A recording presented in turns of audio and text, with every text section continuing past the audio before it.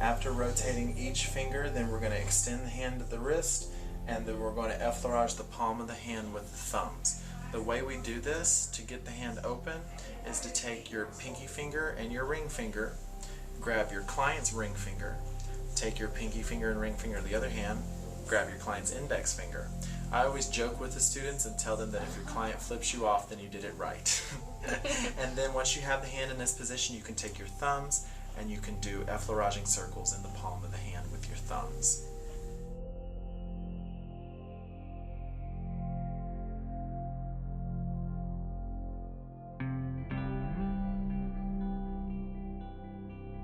After we effleurage the palm of the hand with the thumbs, then we're going to turn the hand around.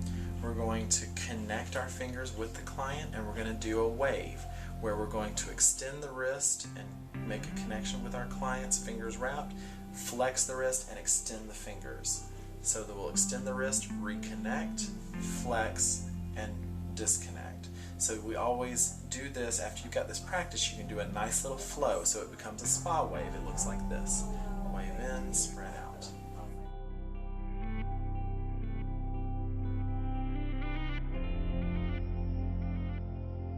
After you've done this, then we're going to go back and we're going to petrissage the forearm, support at the wrist. You're going to take your other hand and you're going to petrissage, and petrissage is a kneading, squeezing, and lifting the tissue away from the bone. So you work your way all the way from the wrist to the elbow and then return. You want to do about 3 passes on the entire forearm with petrissage.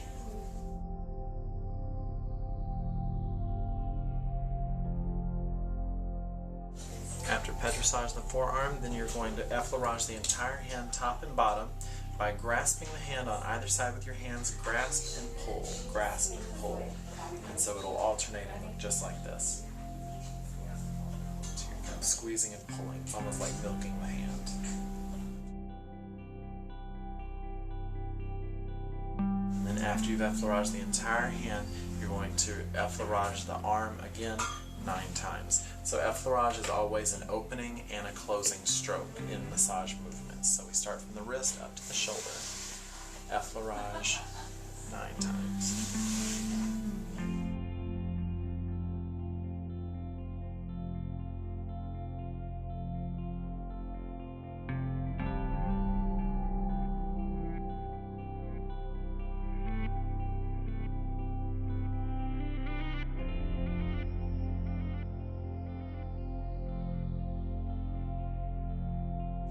When you're done, you go to redrape your client. It's very important that we don't expose the clients or make them, or even have them feel exposed when we go to redrape them. So what you're going to do is you're going to maintain contact right there, just like we did when we undraped the client. Pull the arm slightly away, fold back the flat sheet next to the client's arm. So then all you have to do is pull and cover the arm with the sheet.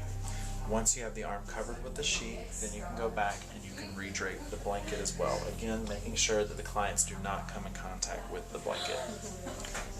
And then you're ready to move on to the next arm.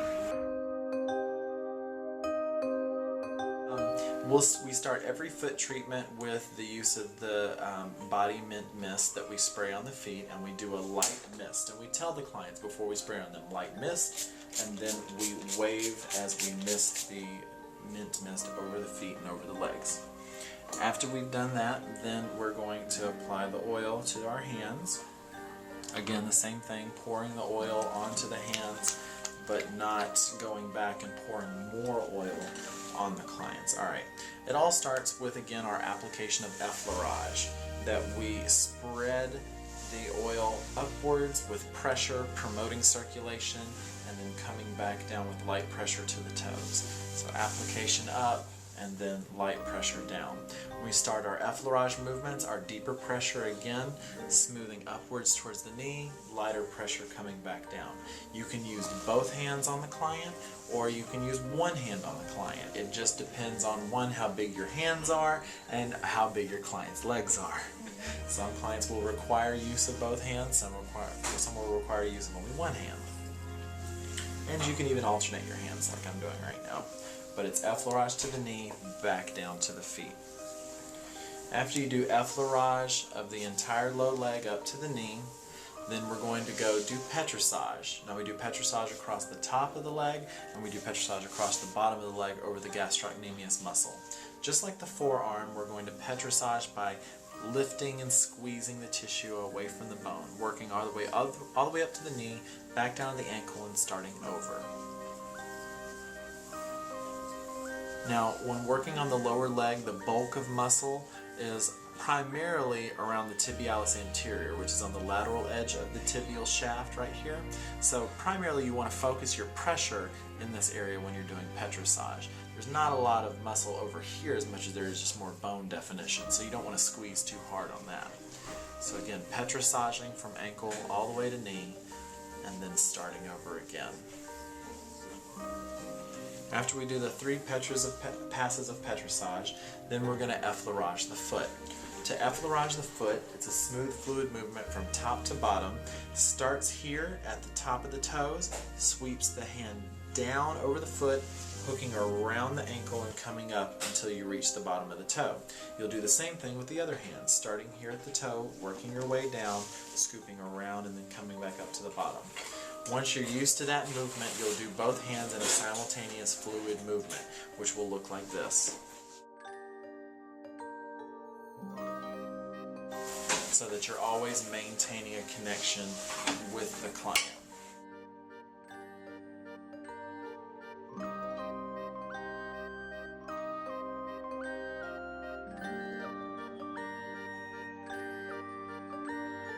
After you effleurage the entire foot, top and bottom, then we do individual thumb strips on the top of the foot in between each of the metatarsal bones. So starting at the base of the toe, we're going to do thumb strips, 3 slow thumb strips with each thumb in between each metatarsal. Move to the next toe, follow that metatarsal all the way down.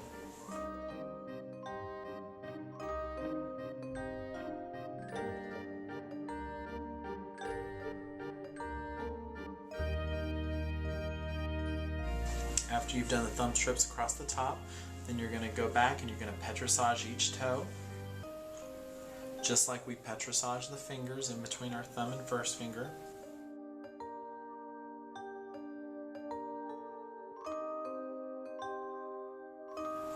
After you petrissage each toe, then we're going to go and we're going to work on the base of the foot. When we get to the bottom of the foot, after we have effleuraged the leg, we petrissage the leg, we effleurage the top of the foot, and then we petrissage each individual toe. Then we're going to come to the bottom of the foot, and we're going to grasp the foot, and we're going to do individual thumb strips working from one side of the foot to the other side of the foot. So starting at the heel, I'm going to do thumb strips all the way up until I get to the base of the toe. We're going to repeat that 3 times.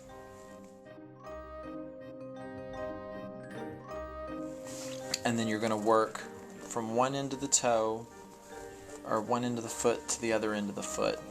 3 strips, working your way across.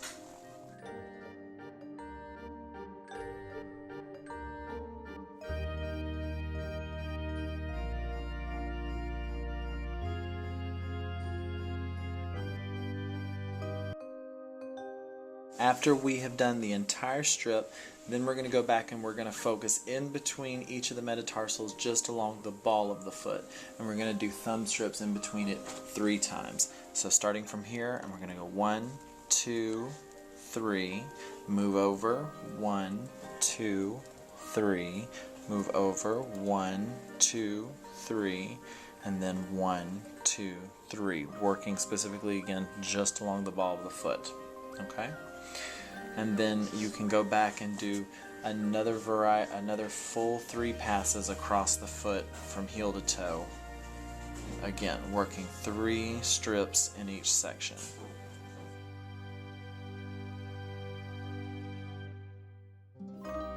Making sure that you're moving at a nice slow treatment speed, but you want to make sure that you're moving from the heel up to the base of the toe.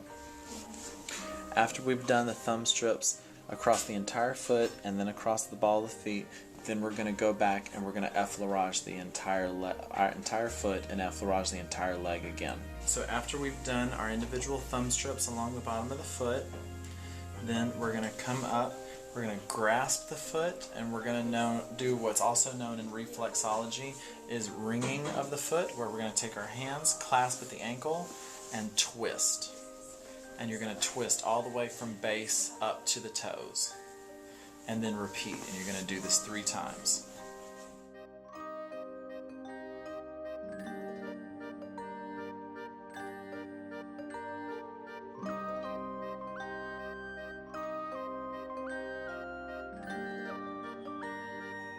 After we've done the wringing, then we're going to go back and we're going to effleurage the entire low leg again.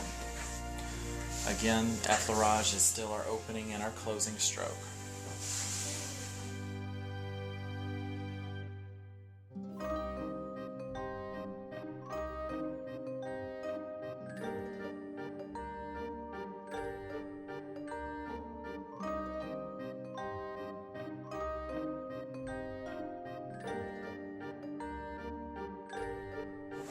Once you're done, you're going to go back and re-drape the client's legs and feet with the sheet and the blanket.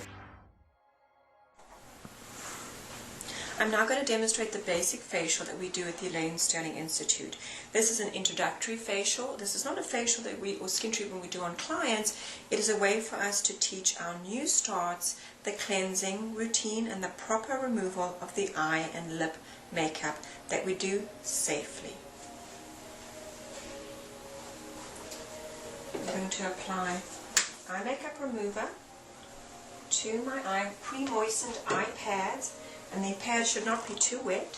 I'm going to tell my client I'm going to be removing the eye makeup. I'm going to touch the sides of her face so that my hands are communicating that I'm close to her eyes, because the pads are cool and the client's eyes are closed, so she knows what I'm doing. And then I'm going to gently put them on the eye, and I'm going to allow that to sit, because that will help to start dissolve the eye makeup.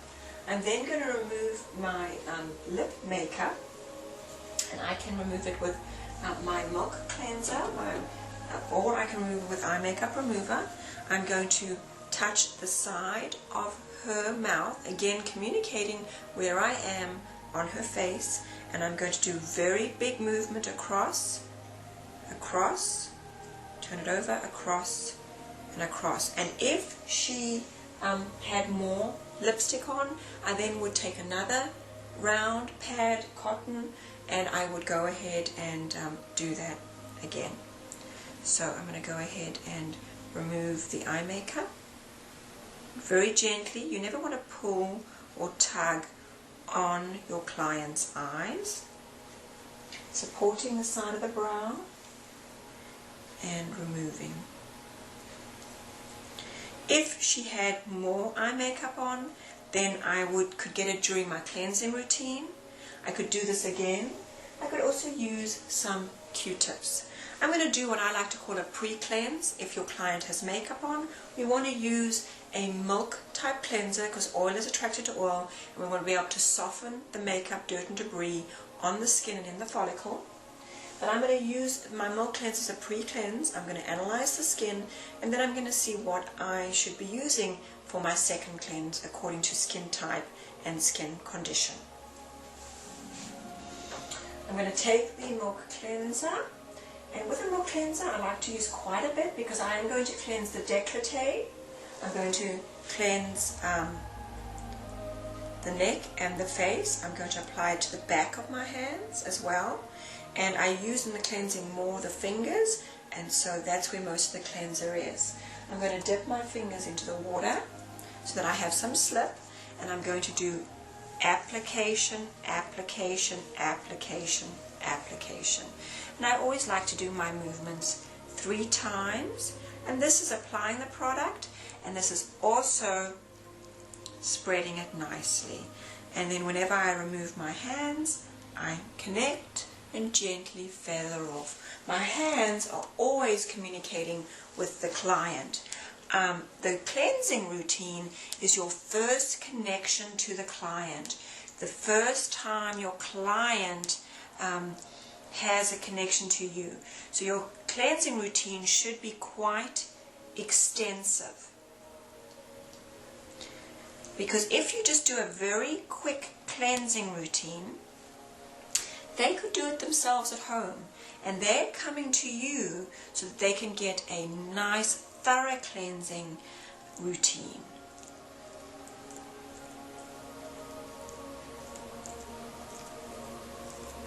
So your cleansing routine is almost like a fast massage. Some schools call it massage number 1.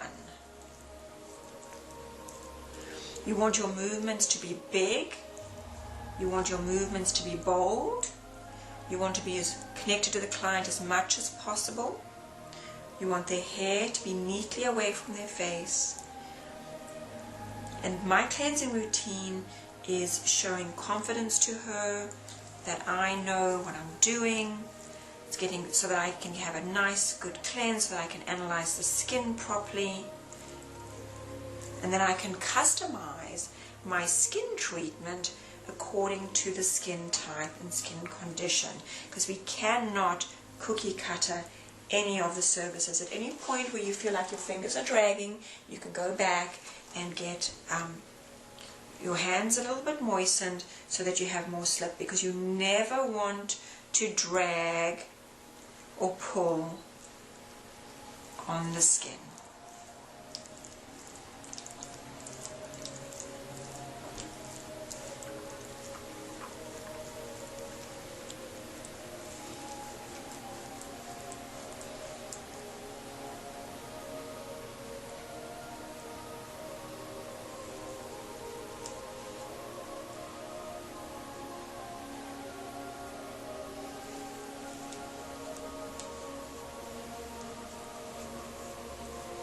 I worked from the décolleté to the forehead and gently feather off. I take this, you can use sponges, you can use chamois, you can use aesthetic wipes, whatever your facility has. You should learn to use all type of removal, because you don't know what your facility is going to have. So here at the school, we have sponges, we have aesthetic wipes, which is disposable, which are very strong, and most of the spas and med spas are going to now to that form of removal. Some use chamois. And you want your movements, your cleansing, removal of the product to be also very big movements, long stroking movements. Now I'm going to apply eye pads, and you can use cotton rounds, or you can use, what we like to use is a butterfly. Now a butterfly you can cut out of cotton, or you can take an aesthetic wipe. And I have a clean bowl of water here, and I'm going to create a butterfly. So I like to analyze the skin with eye pads on. You need to tell the client that you're going to analyze the skin, and you're going to be turning on a bright light so that they know. If you do not use eye pads, then you want to make sure that they keep their eyes closed. But you see the butterfly now, when I move the face, the butterfly is not going to fall off. Sometimes when you use eye pads, cotton rounds, these tend to fall off the eye or flutter up, and then the client can see out in the corner of an eye, and sometimes it can be a little annoying. Okay, I'm going to ask my client, what would you like to change about your skin? Pigmentation. Okay. Alright, so when you analyze the skin, you want to touch the skin. You want to feel the texture of the skin. You want to move your client's head to the side, and you're going to, if you do use eye pads, you're going to have to look, and you're going to have to look around the eye, the nose, and the first thing I do when I analyze the skin using my mag lamp is I say something nice. I compliment the skin. And Sarah's skin, it has a beautiful texture. It is soft and it's beautiful, so it's telling me that she is exfoliating her skin. I would also ask her what product she's using at home in her routine. But for training purposes, I'm going to tell you that she is a combination skin, because I see open pores, I see common domes on the nose, on the forehead, and on the chin.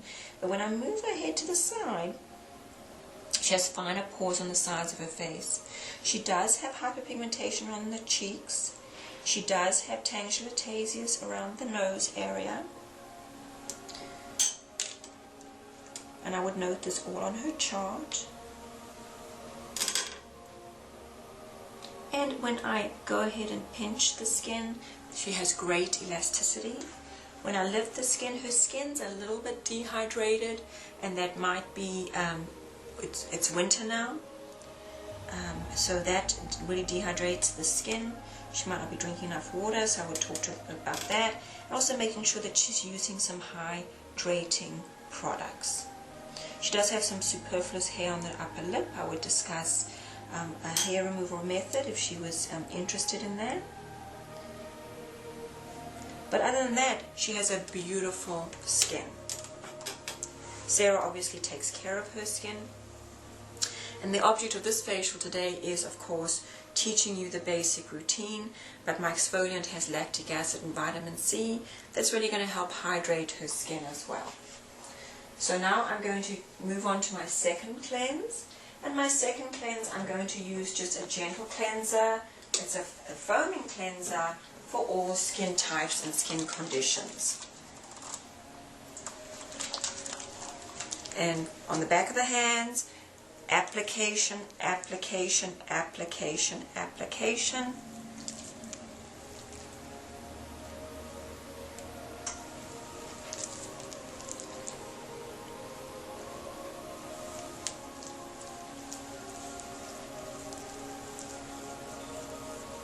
Nice effleurage movements.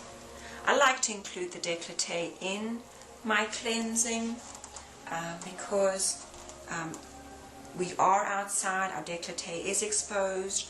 This is where women also show their age, so as much as you can do on that area of the body. And again, it extends the treatment. The more you can do in a facial treatment, the more steps you have, the more the client feels that they are getting value.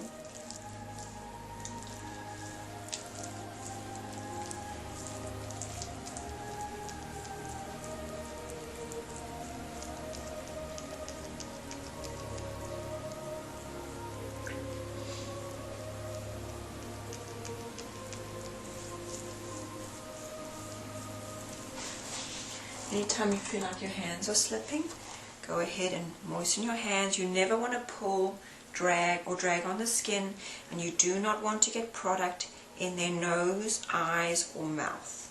That is not comfortable for the client. And you do not want your hands too wet,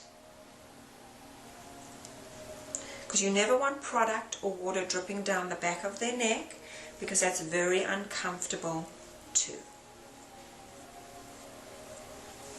Gently feather off. Now I'm going to go ahead and remove the product. And today I'm going to exfoliate her neck and face. You could take it down to the décolleté, but this is the basic facial. So what I'm going to do is I'm going to make sure that my client is warm.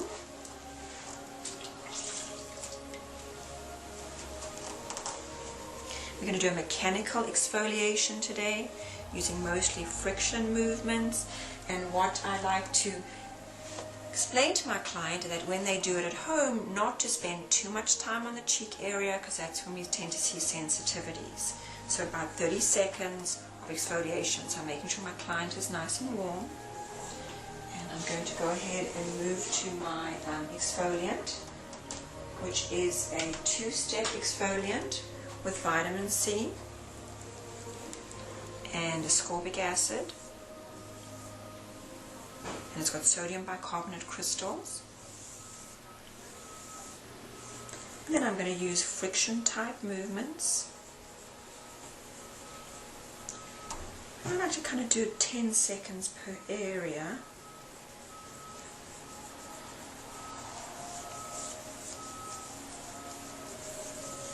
Nice circular movements. You don't want to use too much exfoliant, because whatever you get onto the face, you have to remove.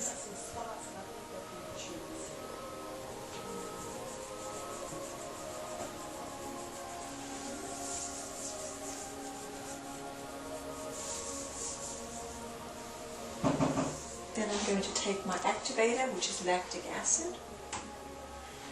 and you want to make sure that you get all of it out. You don't want to waste any of it. This is going to dissolve the sodium bicarbonate.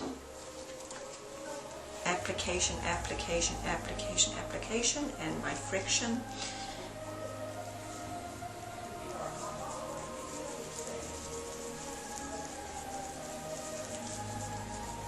This is activating the product. It's going to foam up, slightly heat up. It's going to help lighten and brighten her skin. It's going to help exfoliate, knock off the dead cells, but the lactic acid is also going to be hydrating, as well as dissolving that glue that holds the cells together, those desmosomes. It has a lovely citrus smell to it. I always have a towel hanging off the table so that I can wipe my hands, any excess products, etc. that I have. I'm going to take my iPads because I'm now going to do what we call the hand treatment. We call it a treatment because in this state, iPads, I always tell my client what I'm doing. In this state, we are not massage therapists unless you are a massage therapist. So we're going to be doing warming movements on the hand and giving the client a nice hand treatment. While the exfoliant is on the face, I am now going to do some body work because this is a perfect opportunity for me to add that into the treatment. So I'm going to massage the hands and the arms of my client, and I'm going to help her remove her arm, and then we're going to pull on the joints. And also I've got the sheet here so that I'm not massaging product onto my blanket or throw. The massage medium I'm going to use is some body almond avocado body lotion. I'm going to also, what's very important about a treatment is not to have cold product, cold hands. So any way you can heat up your product, whether it be on the hot towel cabinet or in the hot towel cabinet or underneath the steamer before you put on the client, because it's client comfort that is most of our concern, because it's the small things we do to make the client comfortable and to increase the experience that they will come back for. I'm going to do some nice long effleurage movements over the whole hand and arm. And really what we're doing is we're just warming the tissue. And I know that I've got my exfoliant on for about 5 minutes, and so I can do each hand for about 2 minutes each. So that's how you kind of time it. And you really want to be connected. You also want to watch your body mechanics when you are doing massage. And you want to take your time. The thing about body work is you're taking your time, you're not hurried, you're not rushed. This is their time to breathe, to relax. I believe in result-oriented treatments within the spa environment. You want to watch your pressure. You can always check with your client how the pressure is. You never want to pull on the joints itself.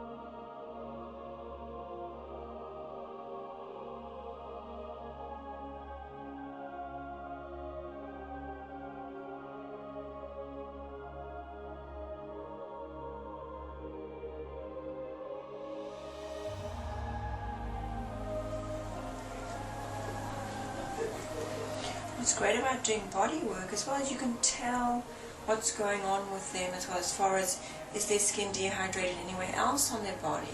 Is there some dryness? And I can tell that her body is a little bit dehydrated too. So this is a great time to talk to your clients about what they're using at home to exfoliate their body, to moisturize their body, so that you can promote some retail sales. But they'll be also grateful as well that they can, sometimes they don't know what to do after a shower or bath to help moisturize their skin or exfoliate. Talk about dry brushing, you can talk about a salt scrub or a sugar scrub, etc. And I always end my movements the same way that I started. And I like to do my massage movements, techniques, in 3, 6, or 9. The repetition is very, almost therapeutic, but also it's very relaxing to the client. And then I don't just let go of the client, I gently feather off, I lift up their arm, put it back underneath, making sure that the correct draping at all times. Always do a little tug so that they know that they're not exposed, because when your client has iPads on, they don't know what's going on. Also, if I do walk around the body, I go ahead and make sure that I do touch them, so they kind of know where I am in the treatment room, because that also is important, to be able to communicate that with your hands. And you can do a little tuck here, fold it over, so again they know that they are not exposed. You can gently guide the arm out and put it on top of your sheet, not on the throat. Right, now I'm going to go ahead and remove the exfoliant, and we're going to use it with the aid of hot towels. We're going to use up to 3. The hot towel depends on the skin type and the skin condition. If they have a lot of telangiectasias, diffuse redness, you're not going to use as many. Some spas do not use steamers and they only have hot towels, so you want to try and use up to 3 to really soften the tissue, which will help soften the follicle to help with your extractions. You're going to make sure that you test it. If it's too hot for your wrist, it's going to be too hot for the client. I'm going to go ahead and tell the client, warm towel. Is that temperature okay for you? Mm-hmm. Okay. And you want to make sure that you do not block their eyes, their nose or their mouth. And do light compression, because the warm towel feels good on the skin. And then I go ahead and take the towel, almost like a washcloth, and I'm going to go ahead and remove. I've got a mitt, and I can wrap the cloth around my hand, and on Sarah today I'm going to use one more, and then I will remove any residual crystals with sponges and water. If at any time the client's hair gets messy, you can stop and you can go ahead and fix her headband. You always want your SMA, your sanitary maintenance area, as well as your area and your client to be neat and tidy and clean at all times. Warm towel. The client knows what to expect at all times.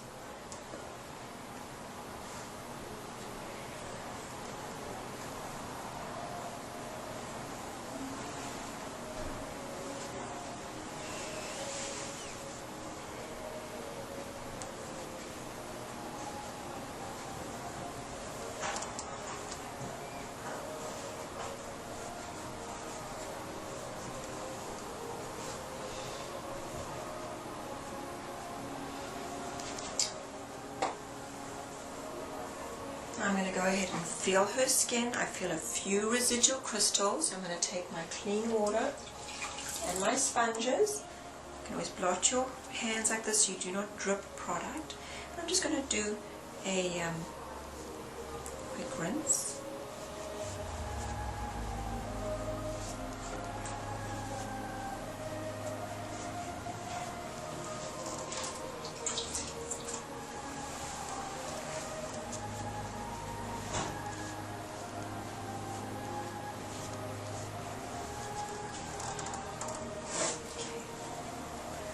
ahead and blot her skin.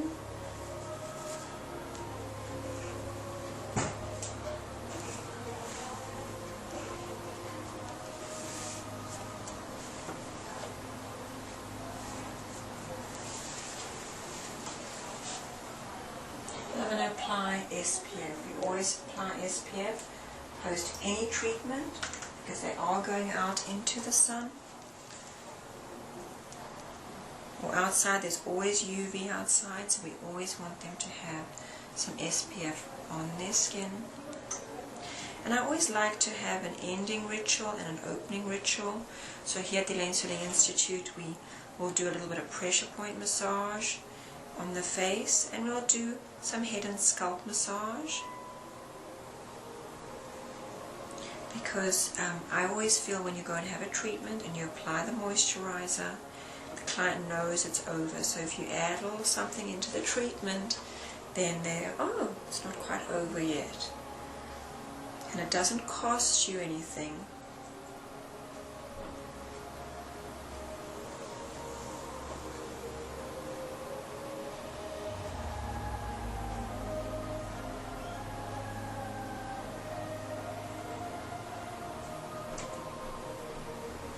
To do a little extra.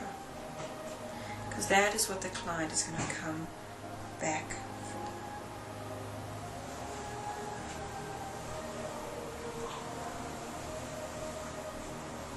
I always apply the product to the ears as well. Whatever's left on my hands, I do a little bit of work on the ears. Because this is applying some of the SPF onto the ears. You can do a little bit of pressure point work as well, because if their ears are exposed to the environment as well.